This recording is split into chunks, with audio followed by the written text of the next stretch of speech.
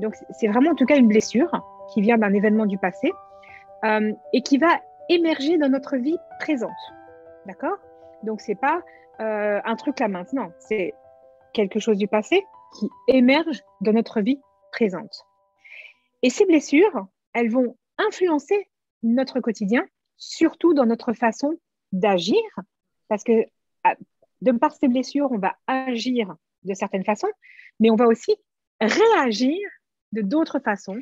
Et que ça par rapport aux blessures, en fait, ce qu'on va déjà savoir, c'est qu'il y en a 5 principales, donc identifiées et mises en lumière par Lise Bourbeau, qui va être le rejet, l'abandon, la trahison, l'humiliation, l'injustice.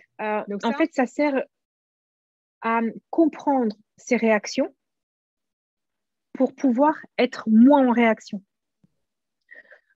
Parce que si on ne les connaît pas, en fait, on ne sait pas pourquoi je réagis. Et en fait, la réaction, on n'arrivera jamais à adopter un comportement, sachant qu'en général, une réaction ne nous fait pas du bien.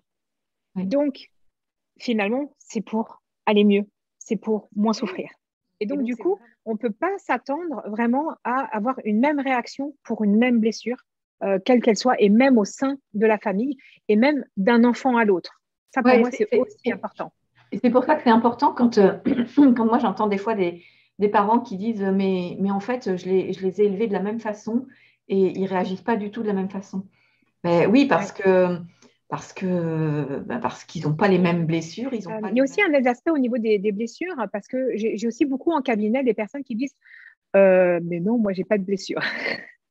Alors, ça, en fait, c'est vraiment important qu'on puisse comprendre que c'est OK qu'on puisse croire ou ressentir qu'on n'a pas de blessure. Parce que l'être humain est super bien fait, c'est qu'il a besoin de se protéger. Et en fait, l'être humain, pendant des années, va faire en sorte de ne pas être conscient de notre souffrance. Il ne veut pas se confronter à la souffrance, puisque une blessure, ça fait mal. Et donc, il y a des personnes, des hommes, des femmes, qui vont dire, mais non, mais moi, je n'ai pas de blessure, tout va bien. Alors qu'en fait, si, on a tous des blessures, sauf que c'est aussi un mécanisme de défense.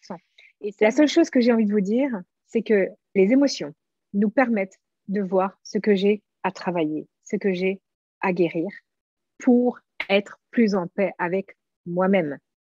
Et par effet cercle vertueux, je vais être plus en paix avec les autres. Donc, aussi mon conjoint, aussi mes enfants, aussi mes ancêtres. Et en fait, ce sont juste des situations où moi, en tant qu'enfant, j'ai senti qu'elle était difficile ou inquiétante. Et ça arrive à tous les enfants au monde. Hein, ça, vraiment, j'insiste là-dessus, qui nous ont marqués. Et donc, en fait, on n'avait juste pas, en tant qu'enfant, les ressources pour changer ça.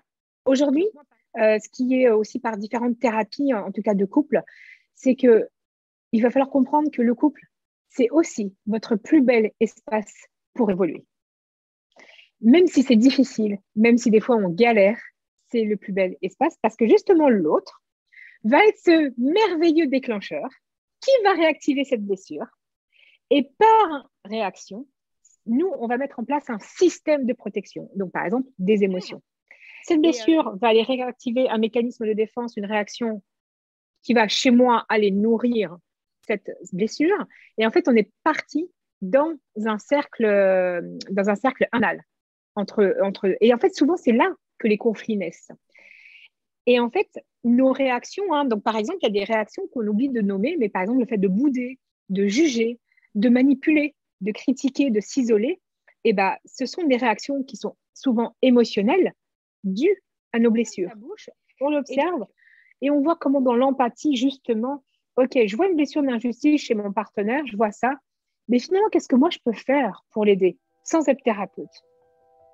Eh ben, je peux peut-être juste écouter, ah bah tiens, il se passe ça pour toi. Et là, je ne suis pas thérapeute, là, je rentre juste dans une écoute authentique, bienveillante, et c'est la plus belle des relations qu'on peut créer.